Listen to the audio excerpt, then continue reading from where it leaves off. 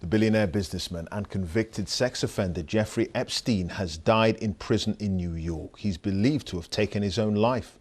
Epstein once counted among his friends Bill Clinton, Donald Trump and Prince Andrew, and was charged last month with trafficking dozens of underage girls for sex. He was due to stand trial next year.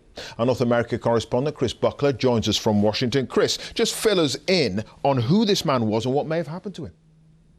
Yeah, Jeffrey Epstein was a multimillionaire who didn't just attend some of the biggest parties in American society. He helped to organise and host them. And as you mentioned there, he was friends with the rich and the famous, including Donald Trump, who back in the 90s at one stage described Jeffrey Epstein as a great guy and somebody who liked beautiful women, although sometimes he did say they were on the younger side. Now lately, the now President Trump has been distancing himself from Jeffrey Epstein, and that followed his conviction a decade ago for prostitution offences in Florida. However, it was a controversial plea deal because it was claimed that investigators had found some 36 underage victims, and ultimately he served only just over a year in prison. In July, he was rearrested and he was charged with a series of sex trafficking charges involving underage girls. And he was being held at a federal facility in Manhattan when he was found this morning having apparently committed suicide.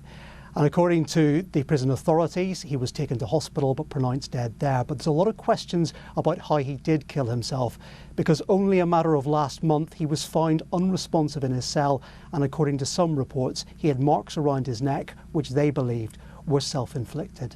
And some of his alleged victims, Chris, they made very serious allegations against him. Yeah, and we've been learning some of those details in what is a separate but related court case, a civil court case that is taking place away from this criminal court case.